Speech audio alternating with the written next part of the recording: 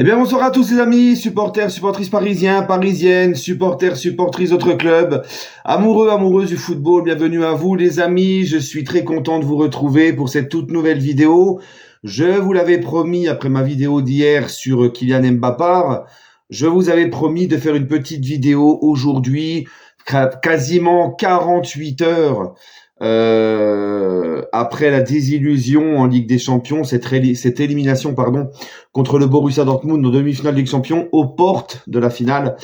Je vous avais promis donc de faire une petite vidéo pour essayer de relativiser, de ne pas dramatiser, malgré la déception, malgré le fait que oui, c'est un échec, oui, c'est une faute d'avoir été sorti en demi par Dortmund, notamment après avoir fait ce que tu as fait contre Barcelone.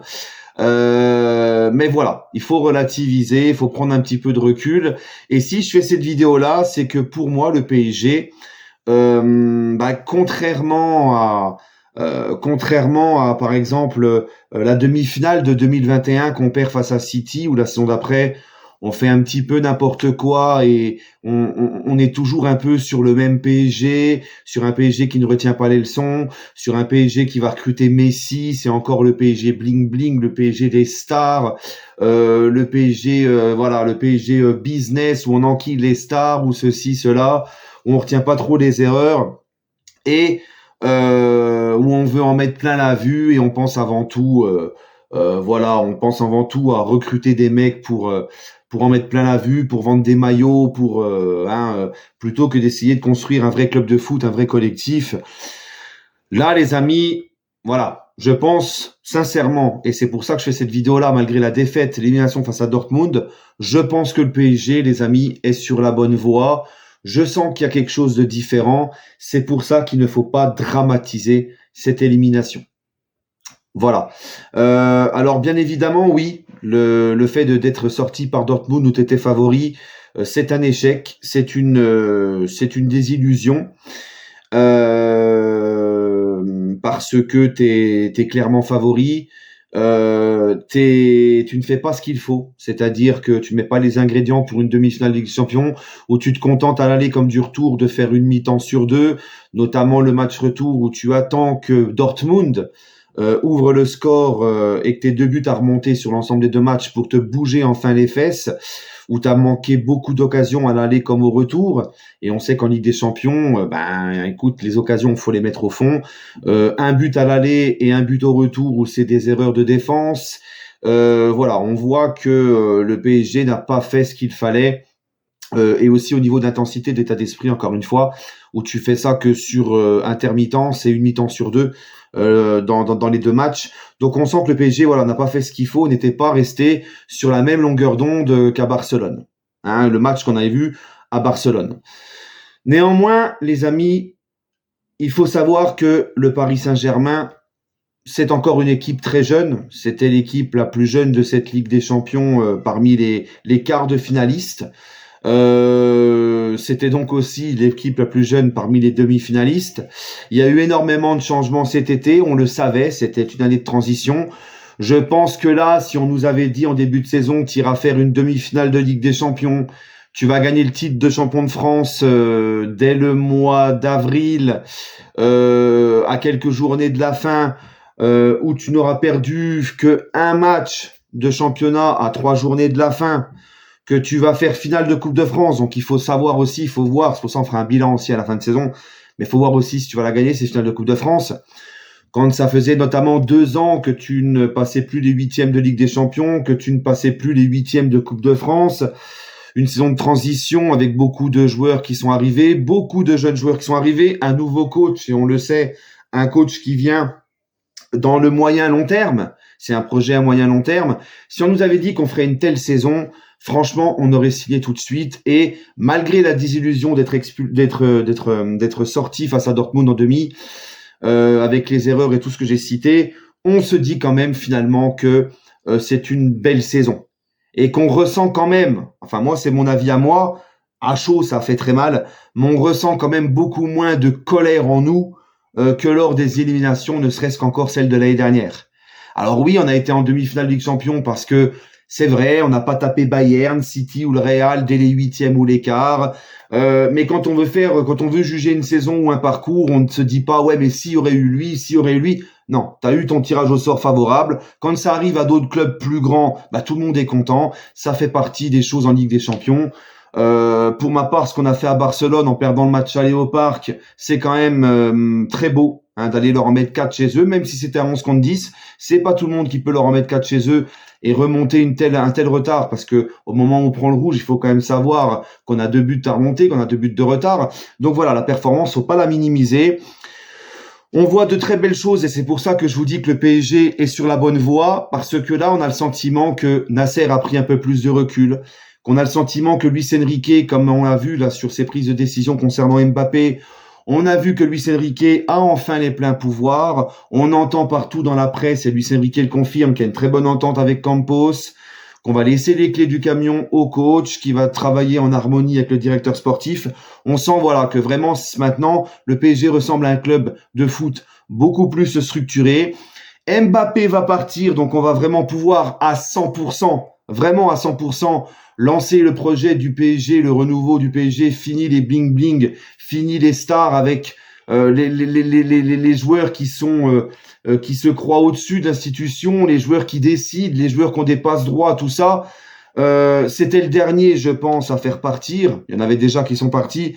C'était le dernier, un joueur à problème avec son clan, tout ça. Je vais pas revenir sur ce que j'ai dit hier.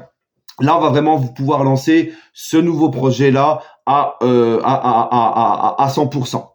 Voilà, il y aura un mercato cet été. Je pense que là, Luis Enrique va faire venir des joueurs, parce qu'on sait que certains joueurs, les transferts étaient déjà bouclés avant l'arrivée de Luis Enrique. C'est pour ça qu'il les a quand même acceptés, mais qu'il n'en voulait pas. Donc là, il va avoir vraiment un mercato qui va pouvoir travailler vraiment à l'avance avec Luis Campos, décider vraiment de qui il veut faire venir. Ça sera vraiment ses recrues à lui. Un PSG qui est beaucoup plus serein, il y a beaucoup moins de problèmes avec les joueurs au niveau de l'extra sportif, si ce n'est encore les 2-3 petits sauts d'humeur de Kylian Mbappé, mais sinon franchement on sent que ça bosse mieux, on sent que c'est plus structuré, on sent que c'est quand même ça ressemble plus à un club de foot, et que cet effectif-là va être amélioré l'été prochain. Il va y avoir des recrues, on va se renforcer, je n'en doute pas une seule seconde, et que le PSG va, je pense, grandir de cette désillusion d'être éliminé en demi par le Borussia. Ils vont se servir de ça pour grandir. On a aussi les bases qui seront faites dès l'année prochaine. Voilà.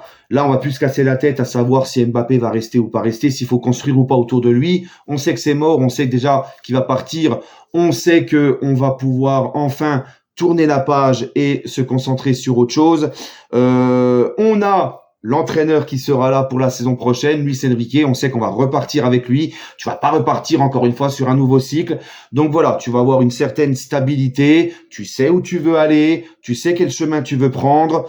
L'équipe va se renforcer. Les joueurs vont continuer à bosser.